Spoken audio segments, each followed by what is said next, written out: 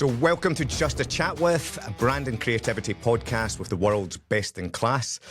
I'm your host, Andrew Dobie, and we're here after a break, after a couple of years, and we're back for season 4, and I'm lucky enough to be here with a good friend of mine, Danny Campbell. Danny is a father of 3 young boys. He's an architect, an entrepreneur. He's the founder of Hoko Design, and he's also a Croc-wearing judge and presenter for BBC Home of the Year. I'm glad I got all that out. There's a lot to say there, isn't there? Welcome, Danny. How are you? Yeah, very good. That makes me sound so much busier than I feel, actually. But I know. Well, yeah. I always say if you're trying to get something done in life, find a busy person, and you seem to be one of those people that are very busy. Yeah, but don't give me anything to do. that's your plan. Well, I had a list of things here I was going to get you to do. So you're just back from Australia. Do you want to chat to us, tell us a little bit about what you've been doing over there? Yeah, that was amazing. I've never been to Australia before, so it was quite an eye-opener. A bit of a last-minute getaway. Yeah. So one of my very good friends, Jamie McLean, and his 2 brothers, just completed a world record-breaking row.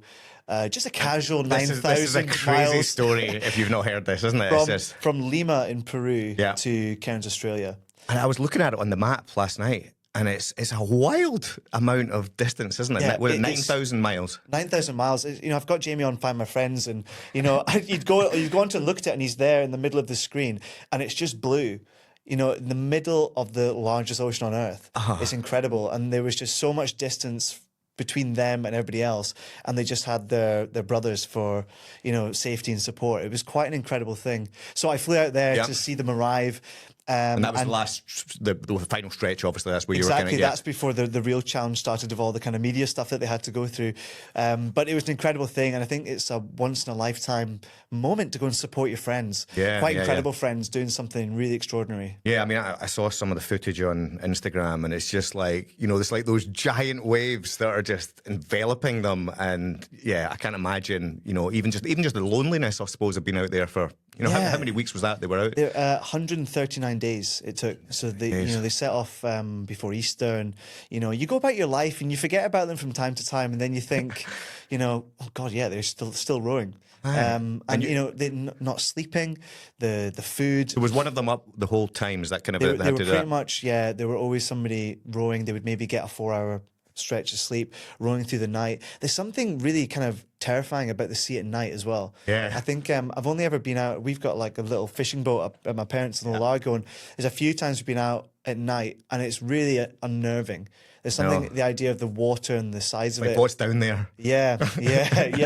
So yeah, it was incredible. And the thing that impressed me the most about them was that their mental fortitude. They were laughing and joking the whole way, like taking the piss out of each other and doing all the little interviews. And there was a few videos of Jamie getting teared up, which always saw a big spike in the donations. So I think that was real, but it was definitely like he learned to cry. Good marketing, yeah. Yeah, and I think they raised about £1 million, didn't they? Is that? Yeah, they raised £1 million for clean water charities in Madagascar. Yeah. So 40,000 people will have clean water for life now. It's amazing, isn't it? What an extraordinary Absolutely thing inspiring to do. Yeah, 3 brave young men doing something, you know, as daring as that is marvelous. Yeah, no, and I would say if you're listening to this, go and check them out on Instagram. I think just McLean Brothers is just a hand. The McLean Brothers, and Mark Wahlberg's been their biggest fan actually recently. I know, I saw that. About making up one day in the making a film. Him and Lorraine Kelly. I think. Yeah, the famous duo. Exactly. And then you know you were obviously following along that journey. They're good friends of yours, and you did a 24-hour row. If I'm right. Yeah, I mean that should. How's your back? I'm amazed we didn't raise £1 million for that, because that was the most horrible thing I've ever done in my entire life. It was absolutely brutal. So me and 2 of my other really good friends, Gregor Holler and Hugh Parker, 2 of the fittest guys I know, we decided to do this 24-hour row to help raise awareness, and it was brutal, absolutely brutal. And we did it at the Social Hub, obviously where we both work I'm as glad well. I was out of the country when that was happening and you didn't try and sort of rope me into it, you know. I once, I think it was 2 or 3 years ago, I got signed up it was to do, I think, like 3,000 press-ups in a month to raise awareness on male suicide. Yeah. I thought, right, that's a great cause. I'm going to do that. I still have crunching in my spine from that moment. So, no, hats off to you. And the back's all right, yeah? Yeah, it was fine. I still get like PTSD walking past that little bit of carpet where we did the rowing. Try not to look at it. Yeah, it's kind of one of these things that sounds fun at first, but then a few hours. And it's like we couldn't even complain because we were getting like Marks and Spencer's brought to us. You know, there's loads of drinks. You go have a shower. There's a bathroom, and the McLean brothers are there with like a bucket and their freeze-dried meals, like not an M&S in sight. So yeah, and we actually did a little FaceTime with them when we were at hour 23. Yeah. And they were just laughing at us. We were pathetic. Really, that is we were just pathetic. Like, yeah, it was just awful. No, good. And so, what was the experience like out in Australia then? You know, it was incredible. So did a bit of surfing. I actually went over to New Zealand as well to surprise one of my very good friends, Jeremiah, who I lived with in Vancouver before I started Hoko actually. So it was him that was the inspiration. It was Hoko is a Maori word that means commerce. Yeah. So trying to think of a name for a business is really challenging. So hardest thing, isn't it? Yeah. So I thought a 4-letter word. It almost like looks like something to do with home, but it's got a nice kind of backstory that I could kind of buy into emotionally. So it was really nice to see him and his young family. And see, he was the one that spurred that idea, that name, and that's, yeah. So it was a nice kind of moment to come back round and kind of get a chance to catch up with him. Yeah, and it's one of those things. He lives on the other side of the world, so we don't see each other all the time. But we fell straight back into how things used to be, and we had one of these weird, like, lovely little moments. So we were driving down to Dunedin, which is about an hour and a half drive, just chatting the whole way, and he was telling me about how traveling through sport has been such a significant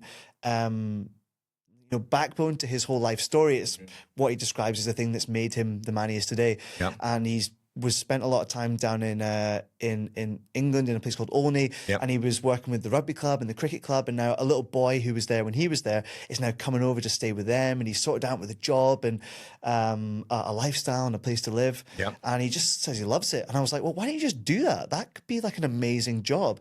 And it's when you're speaking to somebody, when you're used to entrepreneurship and business and finding opportunities, if they've never actually kind of been in that capacity before, the fear in his eyes, but also that kind of like the butterflies of opportunity like, oh, don't tease me. I could actually do something I love, like for my job. I think someone needs to unlock that in you, don't you? I remember being younger, and I remember you're kind of searching for, and you don't realize you can make a career around the things you actually enjoy. Yeah, and it's difficult because to have self-reflection to figure out, all right, what am I actually good at? What might people actually value as something to buy? Yeah. What's kind of like good for society? And, where do I actually fit in? Yeah. And then how can you mold something around that? Because most people get kind of told, or there's expectations or there's pressure on where they should go. And they maybe miss that kind of moment of kind of self-discovery. Yeah, it's trying to it's like what you said there. It's trying to get that Venn diagram where all those things overlap. It's like what the world needs, what you're passionate about, and what you're actually good at. And it's like the ikigai thing, isn't it? I was going to say the word, but I couldn't think of what that word was. Wasabi. Yeah, something like that. It was something really exotic. But we decided just to set it up as a business. So a new business, another one, separate one. Well, it's not my business; it's his business. But I kind of helped him get it going. So basically, the last 2 days of me being in New Zealand was like an episode of The Apprentice, where we got a logo made up, we got a website, got his emails all set up. We watched the Simon Sinek Start With Why. How does he kind of do his pitch? And it was incredible because I loved his courage going into the town and meeting all the people that he knows. And he would just grab them and say, bro, can I pitch to you? And I was like straight away into it. And it improved so much. At the start, it was quite clunky, but by the end, he had this like really beautiful, really snappy, this is my purpose, to help as many young people, experience a season abroad, using my experience and expertise and my global network. And it's like this whole thing just kind of dotted together. That's and great, now he's like it? soaring with it, yeah. And it's nice when you can kind of light that fire under someone. And I think, what you've honed in there in terms of that kind of practice and that pitch is such an important piece.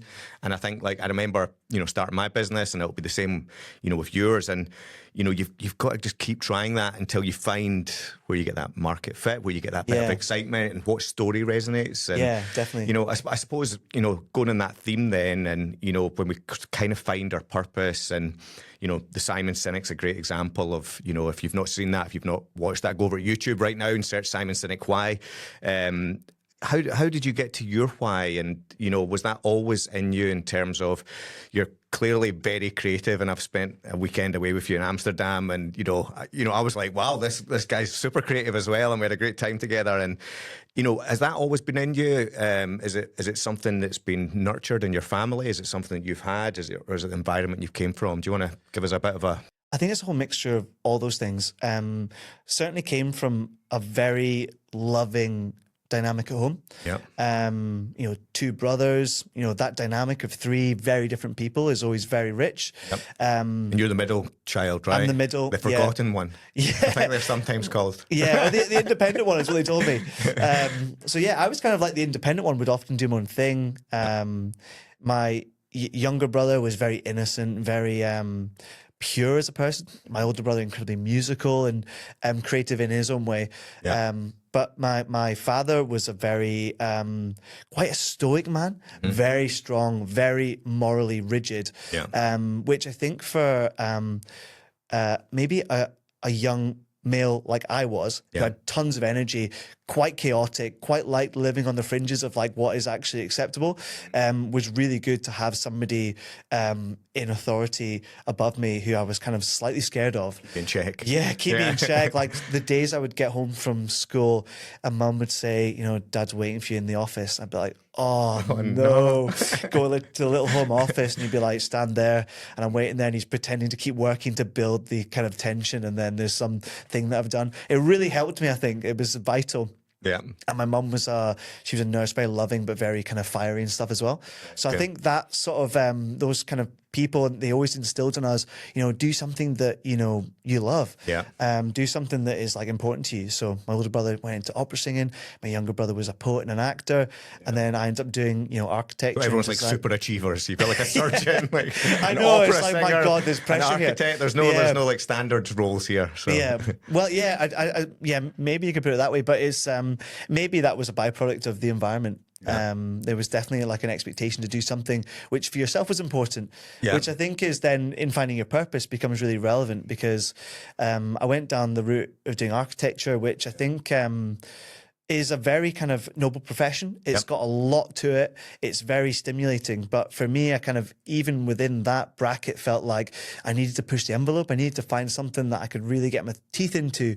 Which, I was actually going to train to be an architect, believe it or not. And then I saw how long the course was. And I was like, no. You didn't even get as far to how little they get paid as well. It's a tough gig, to be honest. Architects get a pretty raw deal. Yeah. So I didn't, before I even knew that, I wanted to kind of like latch onto something. I love like a project. I love kind of figuring something out. So yeah, what I found was like the homeowner market. And to me, it seemed like this obvious opportunity. It's an enormous market. Nobody's really looking at it because there's a stigma. Yeah. It wasn't talked about at university at all. And then in the center of all this, you've got something incredibly easily to attach to you emotionally, which is home. Yeah. It's so powerful, isn't it? Right. Home is like the most important piece of architecture you ever inhabit. Yeah. All the most significant moments of your life happen at home. I feel homesick. Yeah. I want to go home. These are powerful statements. Yeah. Why is this not a bigger deal within our profession? And why do you think that is? Is it, you know, is there a snobbery? Is there a, you know, what is it that's kind of... I think it's developed kind of organically. I think that the way the education system works for architects is kind of been the catalyst for it. So you do 3 years at university, you then go out into practice. You go into practice with no discernible skills. So the only people who can really support these young people are the much bigger practices. Yeah. You then go back into study, having gained experience from a bigger practice, which will typically work on bigger projects. Yeah. You then work on bigger projects through your coursework. I mean, I remember we were doing like master plans for cityscapes and stuff, you know, in our 5th year of uni. And it's wild to think of the complexity involved in those projects, but really you can gain just as much from small projects going into more detail. You then go back into practice to gain more experience in a similar environment where you go into a big practice.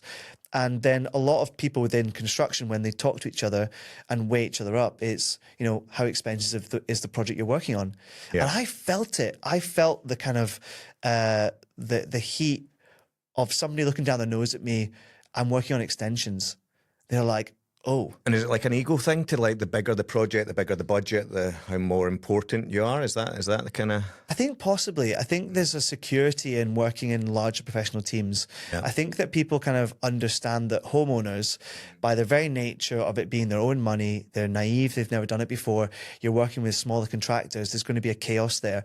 And the messiness makes it really unattractive. Yeah. So I think it's within that environment that it maybe attracts the wrong things associated to it. Yeah. But then I was reading this book called Blue Ocean Strategy.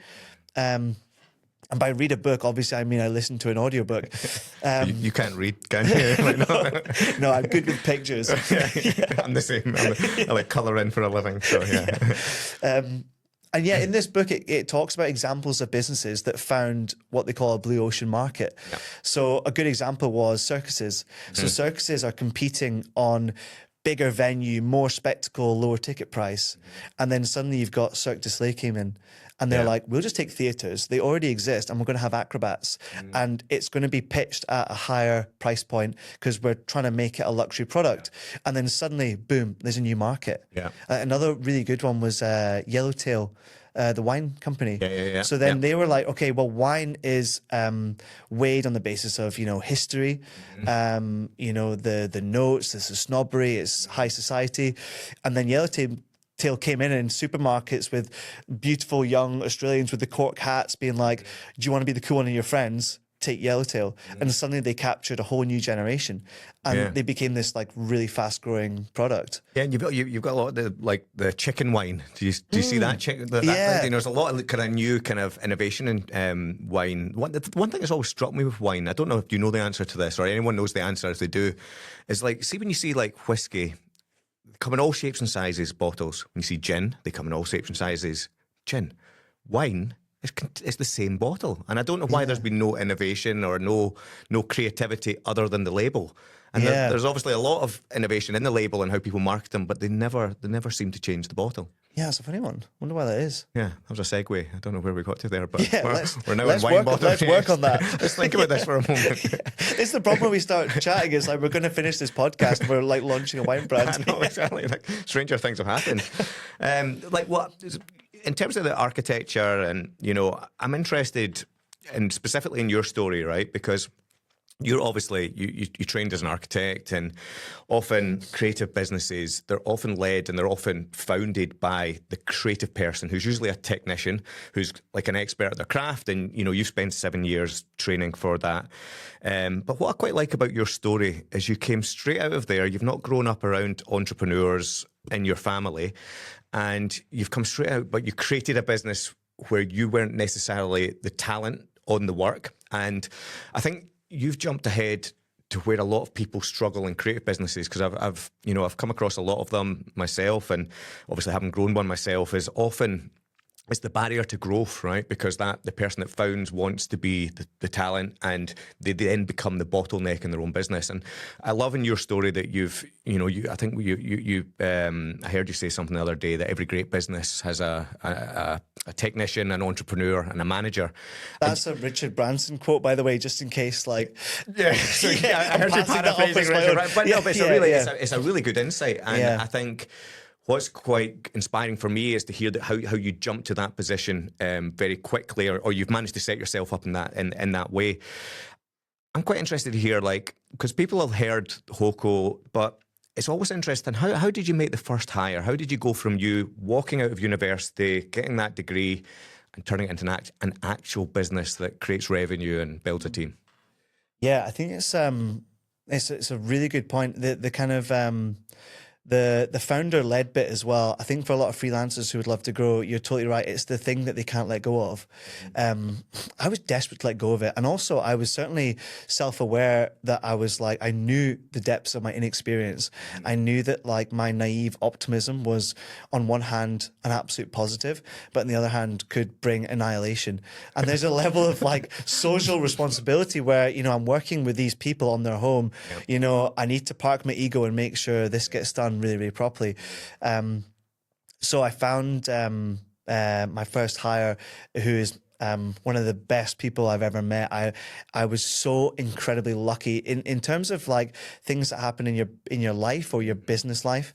There's moments of extreme luck that you look back and you're like, wow, that could have gone totally different. Yeah. And finding Simon Martin was the bit that came to me at the exact right time. So the way it happened was quite fortuitous. So I got a call from Donald Wilson, who was my business mentor at the time, on a casual friends basis, and he said, "Oh, there's this company, ADF Architects, that are going into liquidation. Here it is on the news. He said, maybe you should get in touch with them and see if they've got any computers or desks or chairs and stuff. So I got onto the liquidators and said, have you got any people? Have you got any really good people?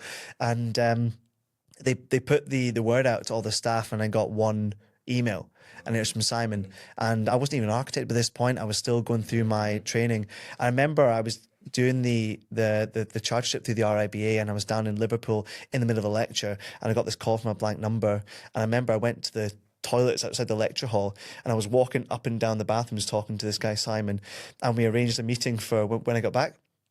And then he came in and we shook hands, and I think straight away we were like, yeah, we're going to get on really well, because the skills that I've got, he doesn't have, and the skills that I don't have, he has. And we've got that complete unity of purpose, but with trust. And, you know, I do think we would do anything for each other. Yeah, and you really need that, don't you? You need those polar opposites. And, you know, sometimes I think it's easy when you start your business to look for more of the same of yourself, your skills. You know, we're often attracted to people that have similar things, but you've caught that really early, which is really important. Yeah, I mean, we've been working together for 6 years. I trust him completely, and it's just amazing to see how he's grown within the business as well. Yeah, he's just an incredibly hard worker, incredibly diligent, very technically gifted, very intelligent, and these are all the skills that I don't have. So, yeah. Yeah, you need to find them quite quickly. Yeah. Right. So okay, you found Simon. You've not quite finished as your studies yet.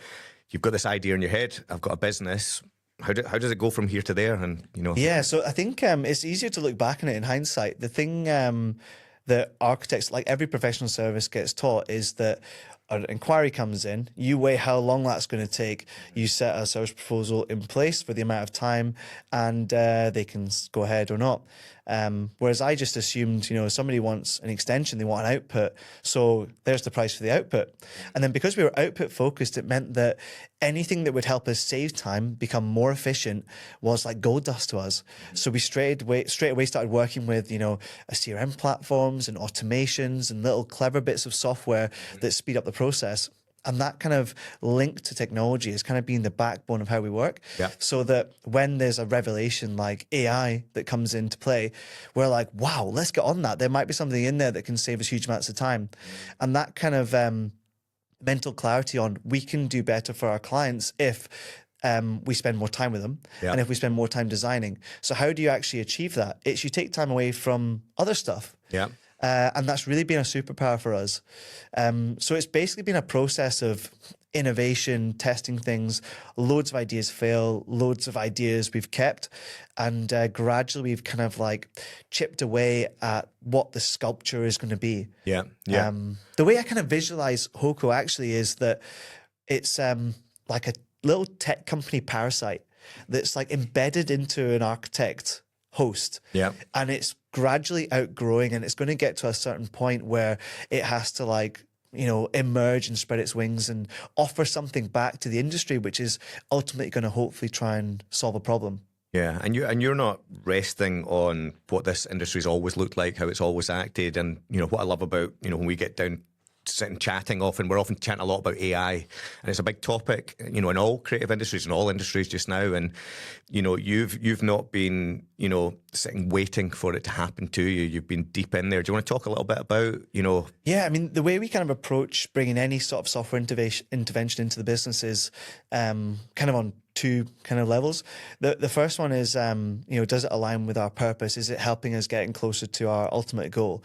And if it does, then we'll entertain it. The next thing of like figuring out whether we need it is we kind of time track all the things we do, and we usually start with the biggest ones first.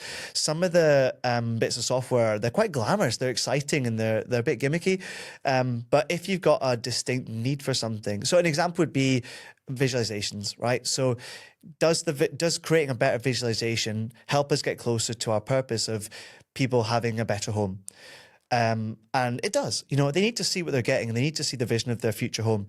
So then it's like, okay, when we look at how long that takes, it was probably taking us about 3 or 4 days per bundle of visuals per client. So it's like, well, that's a huge amount of time that we could claw back. So we started to look at all these different options we've got. We found some of the kind of the best in the business, Amir Nouri from AI Hub. He's an absolute, he calls himself the Harry Potter of architecture. He's really, really cool. And we gave him the brief and he just got stuck into it. And now we can create visuals in, 30 minutes. Yeah, I love that you're doing it on the fly now, because I think that process is really slow, isn't it? When you're working with an architect and you want to see a change and they've come out all the way, here's a presentation. Oh, that's not quite what I was thinking. And your team are able to do that. So now it's as simple as, okay, well, if you don't like it in that, aesthetic fingerprint, let's try something else. And you can doodle-loop, and then there you go. What can you do? Oh, doodle-loop. And how have your team embraced that? Because I know, like, sometimes, in the creative industries, we can hold on to our craft. And, I think, architecture is similar to design. And sometimes, people love I've trained for years to learn how to do those visualizations, and they take 3 weeks to do. And changing them now where it's now prompt-based or, that kind of speed, are the team embracing it? Is it something, have they brought that energy to you, or is it kind of you're having to work to lead that? Yeah, so I think the business has changed so much over the years. I think they kind of are used to getting on board with stuff. We've kind of really hit our stride over the last 2 years, and everybody just buys into what we're doing. We've got such a lovely culture, a great team. So when there's like new interventions, they're always so open to trying stuff.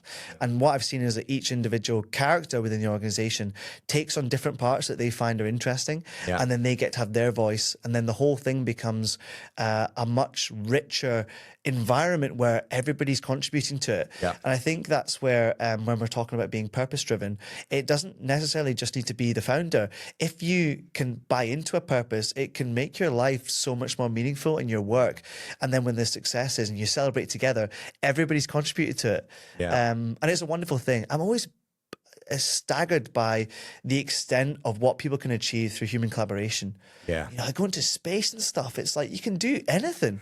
Like, let's raise the bar. I know it is. It's when you realize the world is malleable, isn't it? And you can make stuff happen. You can just, like, you get out there. And I always talk about, and I think it's kind of part of what you're constantly doing. It's like you put yourself in a position to get lucky. It's just like, just keep putting yourself in places, say yes to things, and surround yourself with great people. I'm a big believer that, like, iron sharpens iron, and you have a chance to kind of, like, put yourself in these places. And I think, it's inspiring hearing the story of your friend, when you were in Australia, and, like, putting people and giving people that inspiration and making these things happen is really exciting.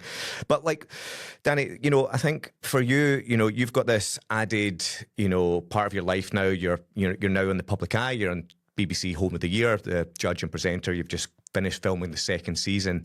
And I'm interested just, sometimes when you watch people on TV, right? Now, I know it's just TV and this is like we're on a screen here, but suddenly when you see people on a screen, it almost feels like they're not a real person anymore, right?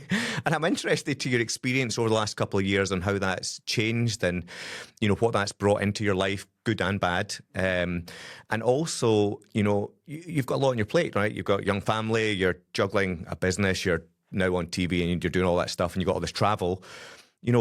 There's a lot of stress that comes behind the scenes of all these things. And, you strike me as a person that's managed to put a lot of good into your life in terms of how your time in sport, rugby, CrossFit and all these things.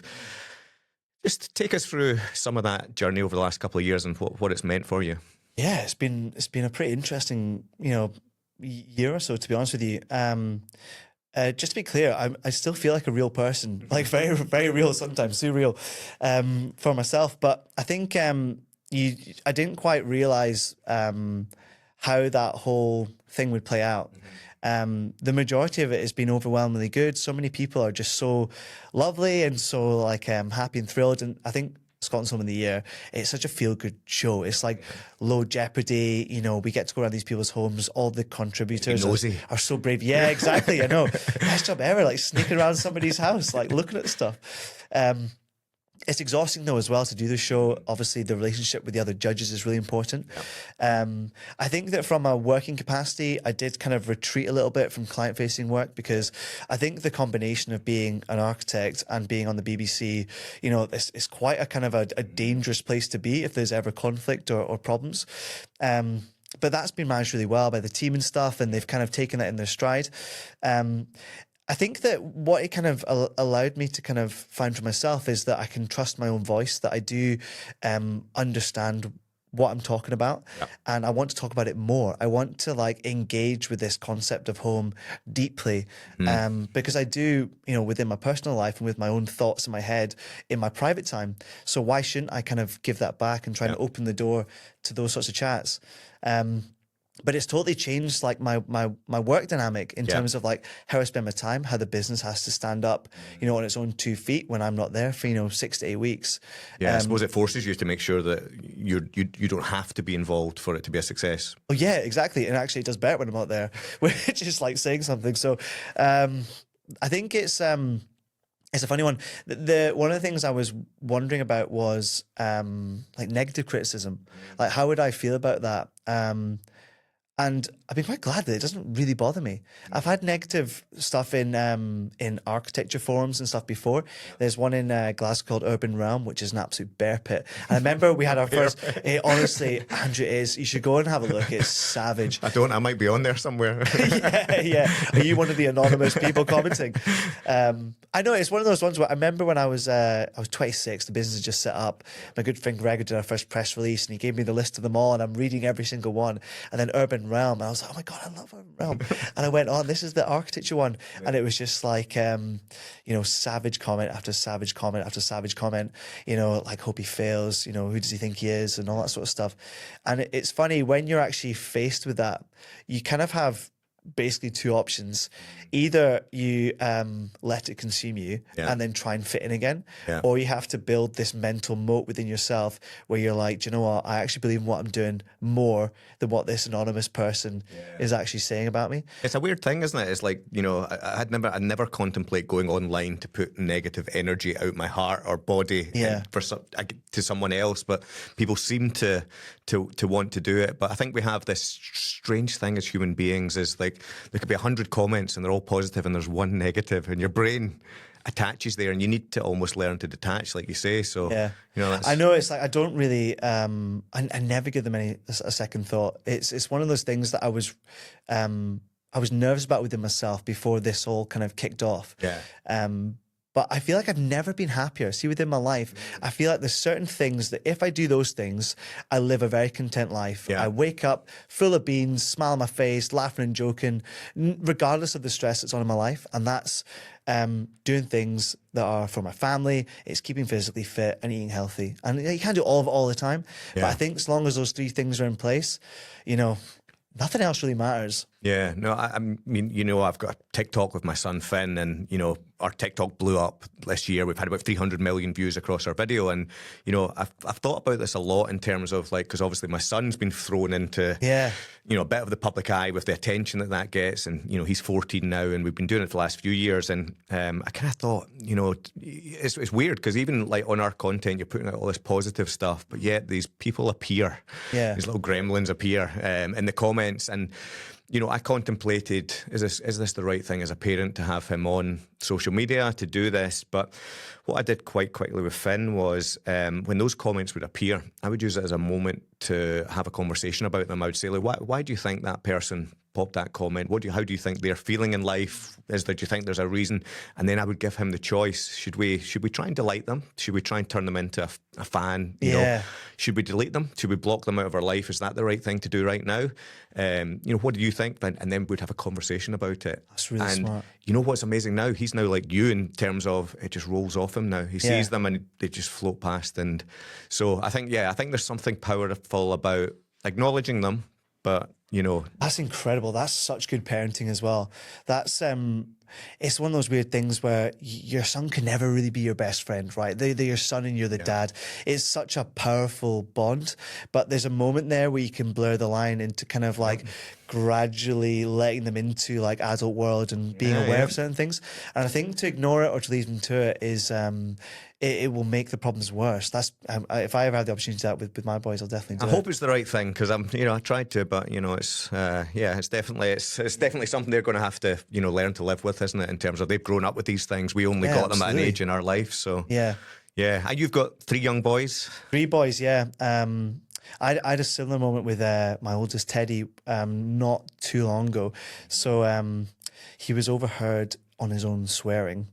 And I was asked to have a quiet word with him. So we were lying in bed, and it was we're having a little bit of a cuddle and a laugh and a joke, and he's just so like small and like childish. And I was like, I need to have this chat with him about swearing. And it's like, how do you deal with this conversation? Do I like tell him off, or do I ask him politely when he's probably going to ignore me, or like how do I deal with it? So we had this chat about, there's some words that you don't say, like grown-up words, and there's scenarios where you potentially might say them, because he was very quick to tell me he'd heard me say it playing rugby. And then I had to kind of explain to him that, if you ever have questions about grown-up life, just come and ask me and I'll tell you. Yeah. I'll tell you, and you can ask me anything you want. And then he pulled the quilt up over his face like that, and he said, "Are there other swear words?" So I had this horrible moment where I was like, well, yes, there are. Yeah. And his follow-up question was pretty obvious, like, can you tell me them? So I'd kind of made a rod for my own back there, so I had to quickly rattle off every single swear word I could think of. It's amazing how quickly they come to you. Fuck, shit, cunt, bastard. And then I told him that the deal was, like, now you know not to say them. It's a funny thing, isn't it? There's words that you're not allowed to say, isn't it? Because it's like, we swear in our family, but I think we've kind of struck this balance where Finn he knows when to say them, when not to say them, but he knows when not, if that makes sense. Yeah. But it is weird, isn't it, that there's words in our language? 'Cause it's all made up. Yeah. The world is made up. Everything is made up. And I feel like we're back in Amsterdam. Well, it's just like, I always, my brain goes off in these weird tangents into, the world has just been created by us and its language and all of these things. I think that's the important thing with like entrepreneurship though. See, once you realize that none of this actually matters, like what even is consciousness? Like I was listening to this book when I was on the flight called My Big Toe by Tom Campbell, not a relation. And he's like a physicist who... What was it? My Big Toe, is that? My Big Toe. Okay. Yeah, he was on a Joe Rogan podcast that I listened to first, and then I read the book. I listened to it again. I listened to it about 7 times because it was so hard to understand. And he's got this very clear theory that we're living in artificial reality, which is a series of software rules, which are, physics, biology, and chemistry.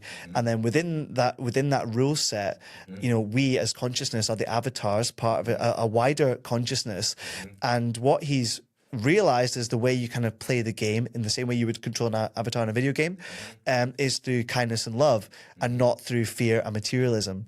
And as he talks through human society, as humanity has developed and evolved, it's been pushing towards love and kindness. And the analogy he was making was, what would you do for Finn? You would sacrifice yourself for him. You would do anything ever. But passing someone in the street, imagine if you were to treat them in the same way and then spread that across everybody. It suddenly becomes a much kind of a really kind of dynamic force for improvement. And if that's what consciousness is, it's a connection of, a network. This is where I start to struggle with explaining it, but it was blowing my mind. And it was basically, he felt like I want to have a lie down and have a think about this for a minute. Yeah, but he'd like he felt like as an atheist physicist that he'd proved the existence of God. That God is love. Love, the universal consciousness, is something that we will all go back to. So this idea of like reincarnation became relevant, where you're like a drop from the universal consciousness that comes in, and then when you die, you go back to it, and then you come back again. And the reason the universe exists is to self-discover what consciousness is for. Wow. See, when you start even thinking about the universe, right? You ever think about that? You go into the universe and you're thinking like, that ends at some point, but if it ends and there's a wall, what's on the other side of the wall? Yeah. I don't know where I'm going. But that's the thing with the idea of like the he had this idea that like what is before the Big Bang? Yeah, I know. Yeah, like it all goes back to that. But then what was before that? Like what started it? And he thinks that was the computer starting up. To be crude about it, that's just like the simulation was starting. It's just humans. We're just inherently made to create stories, aren't we?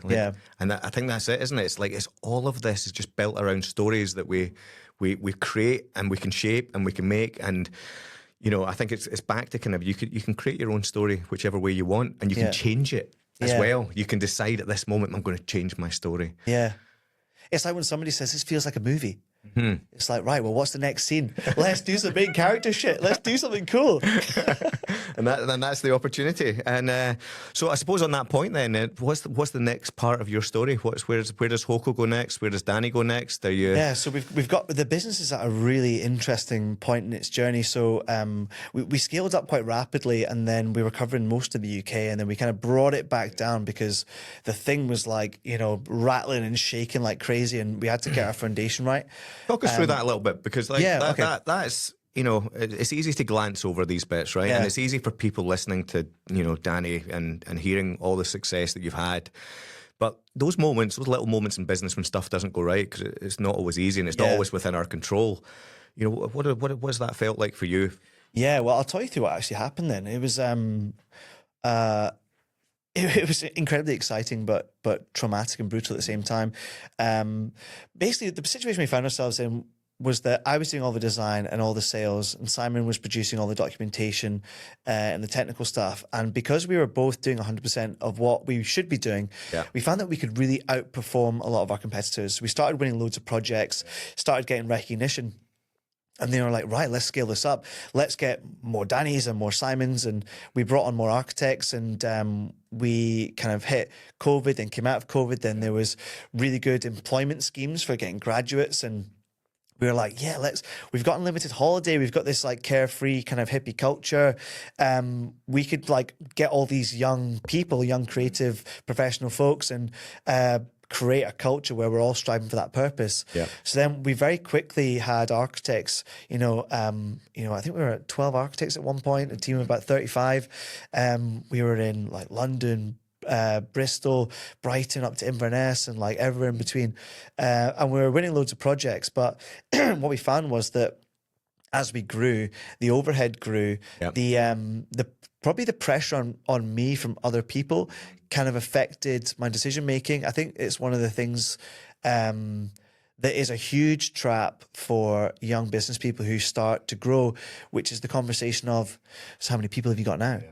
And then every time they're like, oh, how many people have you got now? As if it's some marker of the weird one, isn't it? Progress. Yeah. And it's really not. It's an ego trap, and it's overhiring is probably one of the biggest causes for businesses failing. Yeah. And it's a natural thing to grow your team, and you think the thing will do better. But we end up in a situation where margins were getting super, super tight. There was this huge overhead at the start of every month, more pressure, more stress, a young team, everyone wants to have fun. And it just was wobbling. And we did really well to survive that, to be honest. And we came out the other side of it. We gradually, naturally, with hiring younger people as well, was that a year or 2 years they're ready to try something new. Yeah. So it happened really nicely organically as the kind of business developed and kind of shrunk back to what was a really healthy size. Yeah. So now we're 10 people. Yeah. We're actually doing the same turnover as we did with 3 times the staff. Yeah. And the efficiencies are so much better, and the stress is like 1% of what it was before. Much more enjoyable for everyone, much more sustainable. And yeah. But the biggest lesson I learned through all of that was about ego. Yeah. Ego, especially male ego, is the biggest trap you can fall into, in my opinion, in your life generally. Yeah. So long as you're doing things that are, created around your egotistical mindset, they're going to be the wrong thing. Yeah. You need to do things for the right reasons. Do you go to the gym because you want to kind of like show off, your body or what you can lift and, promote yourself in that way? I think if that's linked to ego rather than, your health or the positive reasons for you doing, you're probably going to end up in an unhealthy situation mentally. Yeah.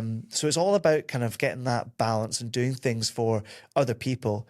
And do you know what? That was one of the messages of that My Big Toe book was, love the name of that book. I know. I don't know why it's called that. I don't know why, but it's this whole idea of, see, if you do something for materialism or through fear, you can maybe get kind of far, you can maybe get some advantages here and there, but if you do stuff through kindness, people give it back to you and you feel good about it as well.